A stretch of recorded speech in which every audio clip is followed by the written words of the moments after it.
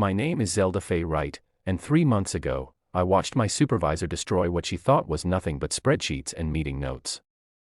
She stood behind my workstation, announced to our entire department that my year of effort was worthless garbage, then pressed delete while 23 people stared. What she actually erased was the invisible foundation holding our company together. And when my phone rang 30 seconds later with a $500,000 job offer, I realized she had just handed me the perfect weapon for the most satisfying destruction I could have ever imagined.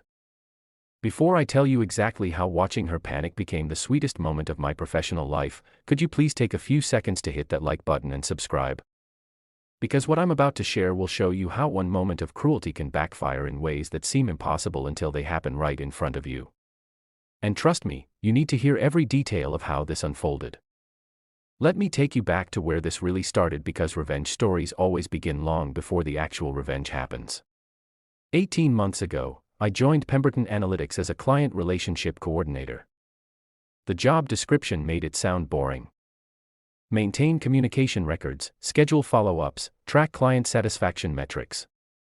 What they didn't mention was that our company was hemorrhaging accounts faster than anyone wanted to admit, and the previous person in my position had lasted exactly 4 months before quitting without notice. My supervisor made it clear from day one that she considered my role unnecessary overhead. She was one of those people who believed business relationships were purely transactional. Send invoices, deliver services, collect payments, repeat. The idea that clients might want actual human connection was foreign to her systematic approach to everything. But I saw something different in those first few weeks. When I reviewed our client files, I found page after page of dry communication logs that read like robot conversations. No personality. No warmth. No indication that anyone at our company had ever bothered to learn anything personal about the people sending us thousands of dollars every month.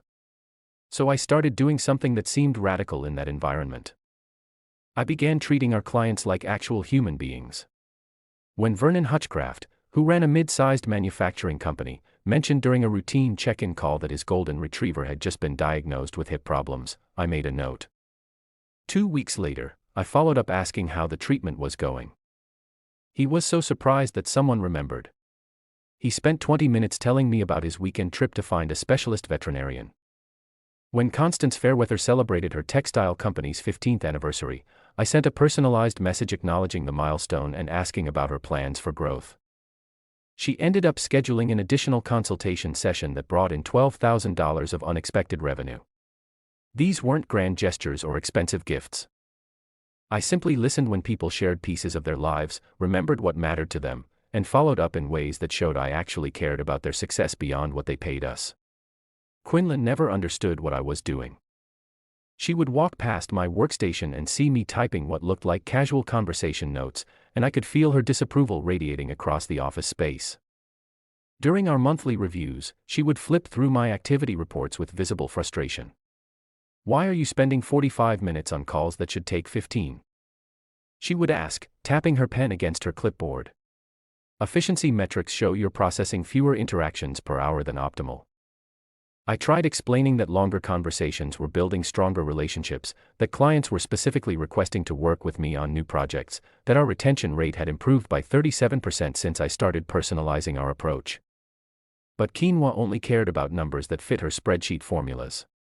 What she didn't realize was that I was building something far more valuable than efficient call logs.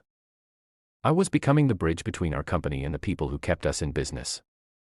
Broderick Yates, who owned a chain of specialty bookstores, started calling me directly when he needed anything instead of going through our main number. He told me he appreciated talking to someone who remembered that he was passionate about vintage mystery novels and that his daughter was studying literature at university. Tempest Living Well, whose catering business accounted for our third largest monthly revenue, began recommending our services to other companies specifically because she enjoyed our conversations about her weekend farmers market visits and her grandmother's recipe collection. Month after month, I watched our client satisfaction scores climb, while Quinoa remained focused on efficiency metrics that completely missed the point. She was measuring how quickly we could process interactions while I was building the loyalty that would determine whether those interactions continued happening at all. The breaking point came during our annual strategic planning meeting. Our CEO, Gideon Ashworth, was reviewing department performance when he mentioned that client retention had reached an all-time high. He specifically praised our relationship management approach and suggested expanding the personal touch strategy across other departments. I watched Quinla's expression shift as the credit for improved retention landed on what she considered my inefficient methods.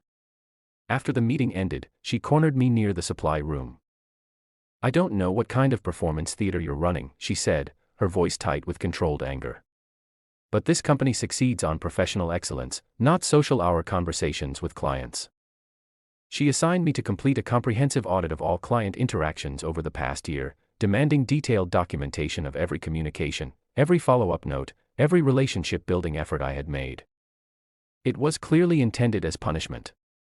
Hundreds of hours of bureaucratic busy work that would pull me away from the actual relationship building that was driving our success. But I approached the audit project with the same attention to personal detail that I brought to client work. I created intricate records showing not just what communications had occurred, but how those communications had translated into business outcomes.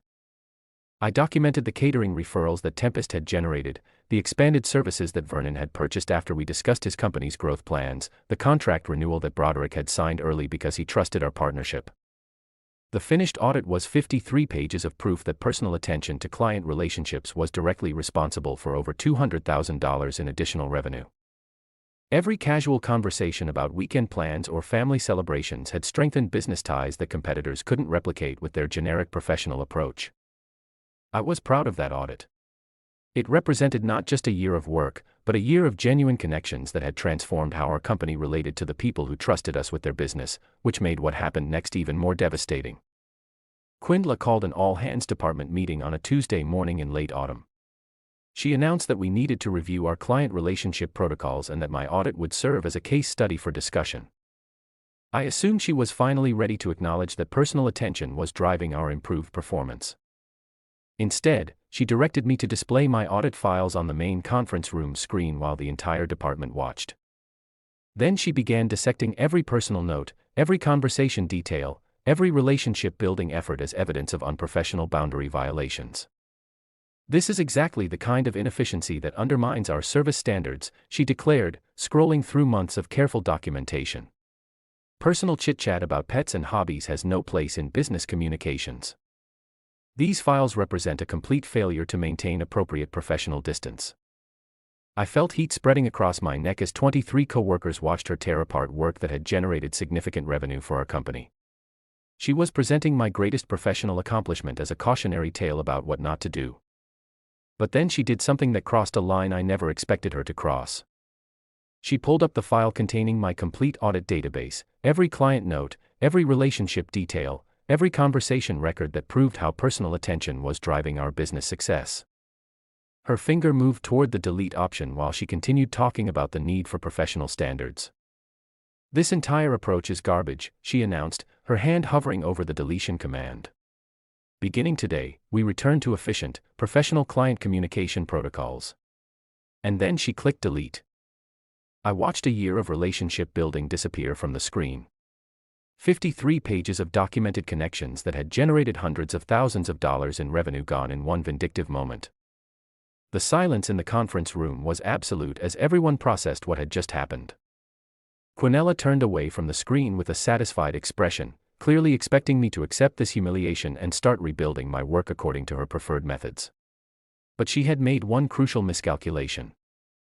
While she was destroying my documentation, she hadn't destroyed the actual relationships I had built.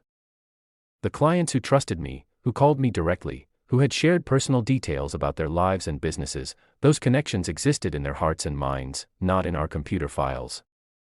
And apparently, some of those connections had been paying attention to our company dynamics more carefully than anyone realized. My phone started buzzing before Quinla had finished explaining her new efficiency protocols.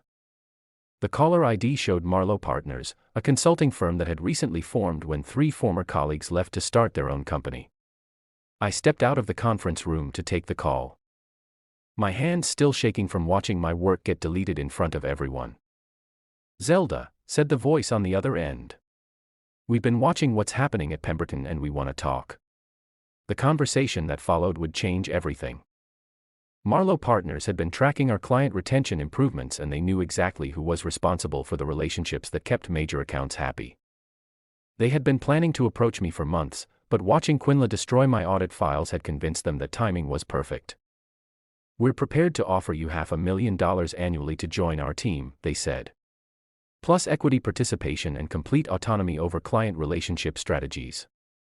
We believe personal attention is the future of business consulting, and we want you to build that future with us." $500,000.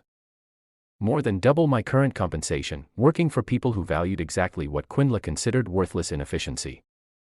But the most beautiful part of their offer wasn't the money. "We know you can't bring proprietary information from Pemberton," they continued. "But we also know that client relationships are built on trust and personal connection, not on database files. If you choose to join us and if clients choose to work with someone they trust rather than staying with someone who treats them like transaction numbers, that's simply the natural consequence of different business philosophies." I understood immediately what they were suggesting. They weren't asking me to steal clients or violate any legal agreements. They were simply pointing out that if I left Pemberton and clients decided they preferred working with someone who remembered their dog's health problems and their daughter's college plans, that was their choice to make. When I walked back into the conference room, Quinoa was still lecturing about professional efficiency standards, while my former co-workers stared at their hands or notebooks, clearly uncomfortable with what they had witnessed. She noticed my return and paused her presentation. "Do you have questions about our new communication protocols?" I looked around the room at people I had worked alongside for 18 months, then at the blank screen where my audit had been displayed before being destroyed, then back at Quinla's expectant expression. "Actually," I said, "I have something to announce."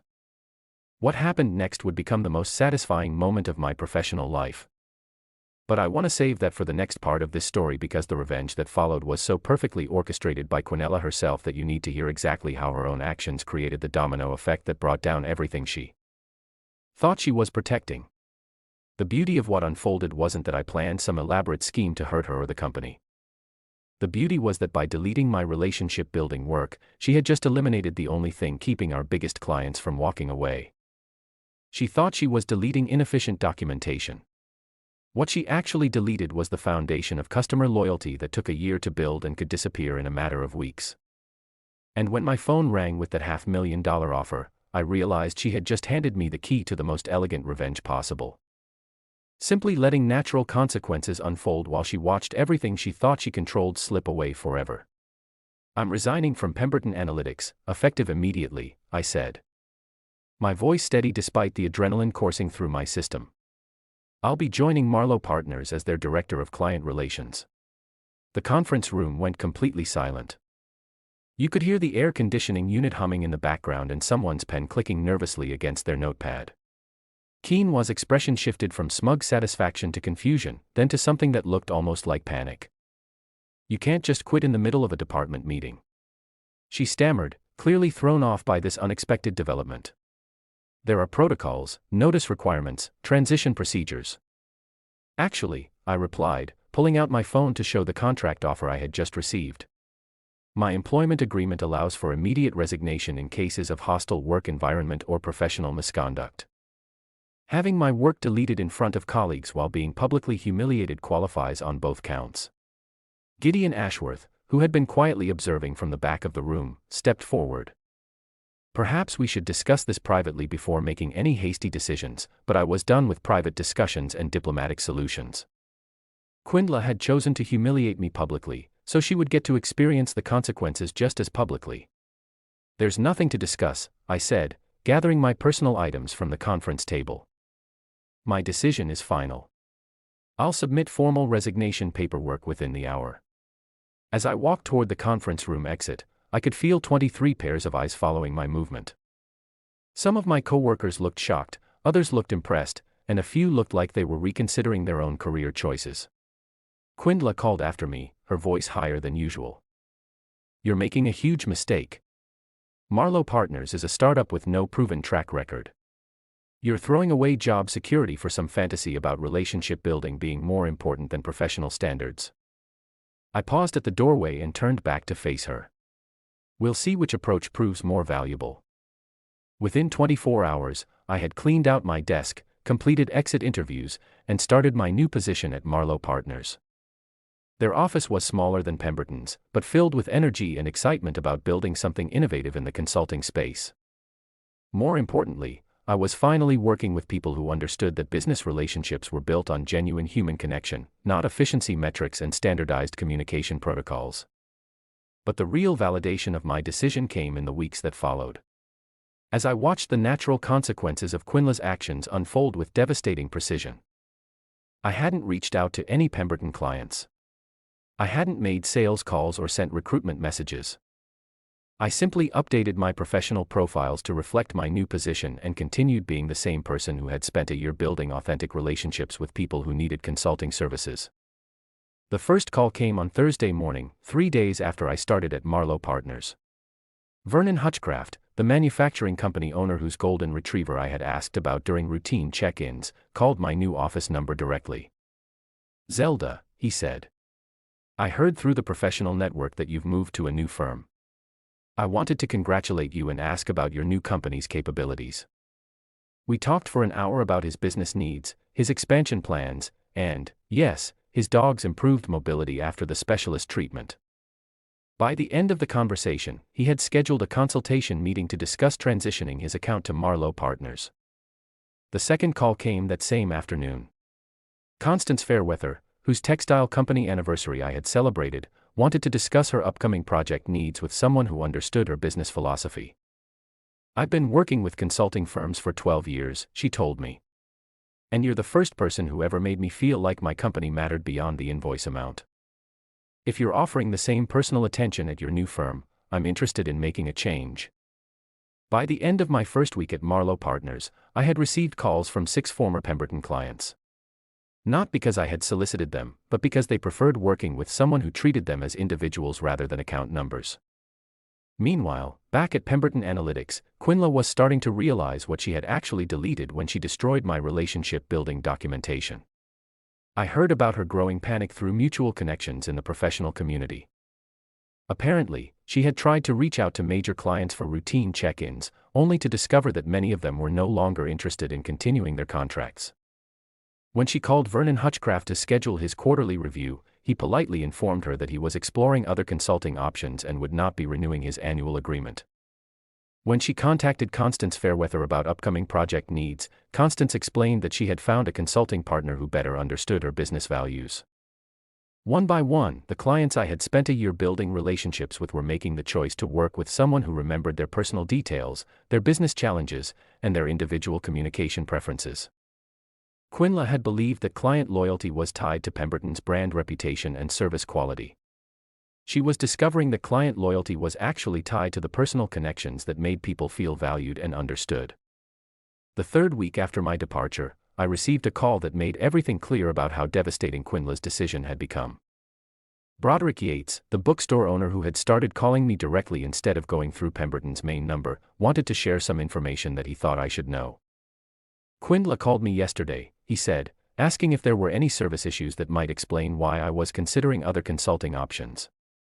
"When I told her I was following you to Marlowe Partners because I valued our personal connection, she actually argued with me about it." He laughed, but not in a way that suggested he found it amusing. "She told me that professional relationships should be based on service quality, not personal chit-chat about books and family. She said I was making an emotional decision instead of a business decision. Can you believe that?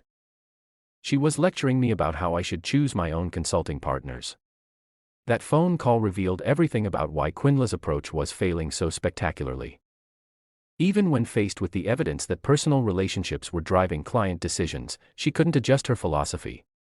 She was still trying to convince people that efficiency metrics mattered more than feeling valued and understood.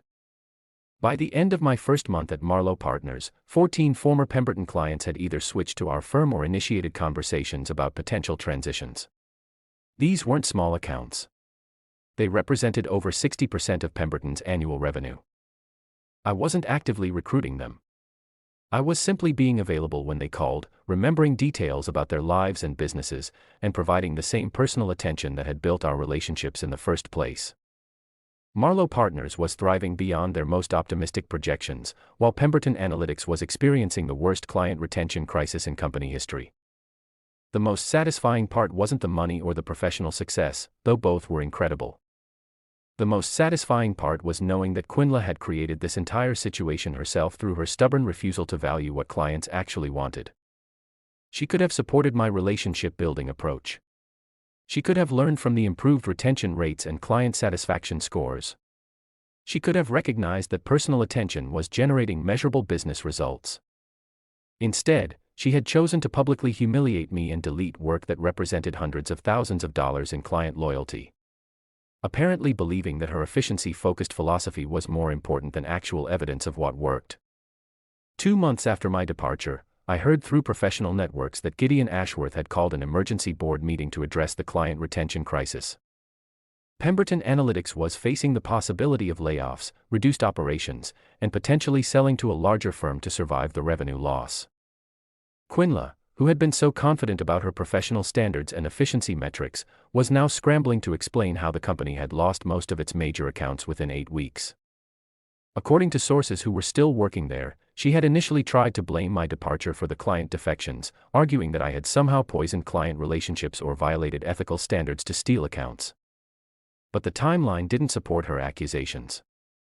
Clients weren't leaving immediately after I resigned. They were leaving after attempting to maintain relationships with Quinla's new efficiency-focused approach and discovering that they preferred working with people who treated them as individuals. The board investigation revealed exactly what I could have told them months earlier. Clients choose consulting partners based on trust, communication quality, and feeling valued. Not on how quickly their calls get processed or how efficiently their concerns get categorized. Quinoa had spent a year dismissing relationship building as inefficient social hour conversation, and now she was facing the consequences of that philosophy in the form of client defections that threatened the entire company's survival. 3 months after my departure, I received the call that made this revenge story complete. Gideon Ashworth contacted me personally to discuss what he called a potential partnership opportunity. He wanted to know if Marlowe Partners would be interested in acquiring Pemberton Analytics' remaining client accounts and possibly hiring some of their staff during what he described as a strategic restructuring process. The company that had considered my relationship-building approach inefficient garbage was now hoping to sell their remaining assets to the firm that had been built on exactly the principles Quinla had rejected. During our conversation, Gideon mentioned that they were also re-evaluating leadership approaches in their client relations department. Reading between the lines, it was clear that Quinla's position was no longer secure. "I have to ask," he said toward the end of our call, "what would it take to bring you back to Pemberton as Director of Client Relations? We're prepared to offer significant compensation increases and complete autonomy over relationship management strategies." The irony was incredible. 3 months after watching my work get deleted in front of my colleagues, I was being recruited back to implement exactly the same approach at a much higher salary with complete authority over the department that had rejected my methods. But I had no interest in returning to work for people who had only learned to value my approach after losing millions of dollars in revenue. "I appreciate the offer," I told him, "but I'm very happy with my current position." Marlowe Partners understood the value of personal client relationships from day one rather than having to learn it through crisis. 6 months after leaving Pemberton Analytics, I was promoted to senior partner at Marlowe Partners with equity participation and responsibility for expanding our client relationship philosophy across multiple service lines. The clients who had followed me from Pemberton became the foundation for our most successful year in company history. Meanwhile, Pemberton Analytics underwent the strategic restructuring that Gideon had euphemistically described. They laid off 30% of their staff, sold their largest office space, and ultimately merged with a competitor who valued efficiency metrics over personal relationships. Quinoa was not retained during the merger. I learned about her departure through LinkedIn updates and professional network conversations. According to former colleagues, she had spent her final months at Pemberton trying to rebuild client relationships using the same impersonal approach that had caused the crisis in the first place. She apparently never understood that the problem wasn't her communication skills or technical knowledge. The problem was her fundamental belief that business relationships should be purely transactional. The last update I heard about her situation came from a mutual professional contact who mentioned that she was having difficulty finding comparable positions because her most recent role had ended during a major client retention crisis. Potential employers were understandably concerned about hiring someone whose management approach had contributed to such significant revenue loss, especially in client-facing roles where relationship building was considered essential. I felt no pleasure in hearing about her career difficulties.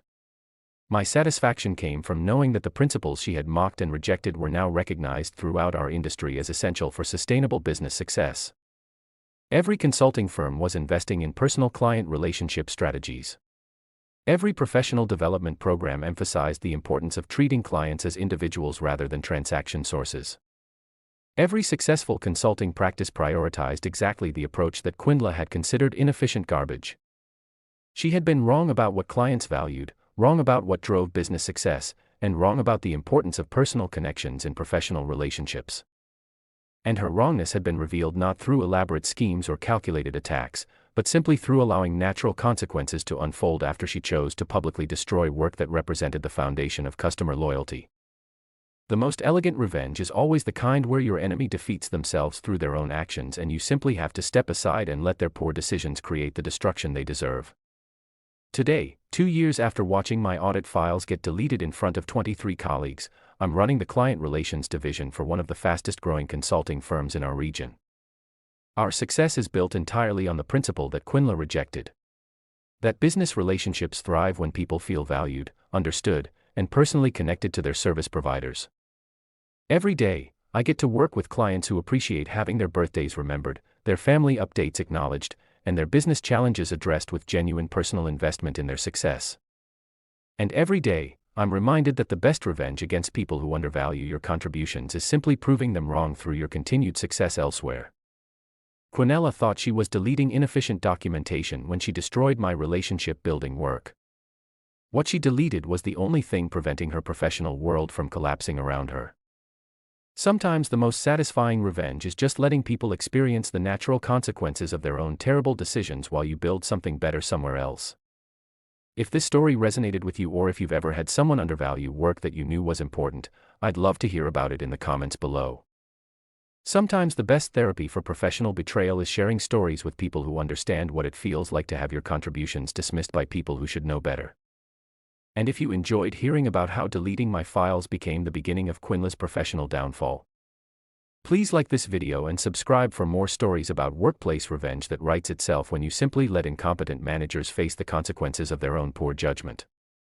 If you enjoyed the story and want to hear more just like it, don't forget to like the video, drop a comment with your thoughts and subscribe for more stories. Your support helps these stories reach more people and trust me, the next one, it's even wilder.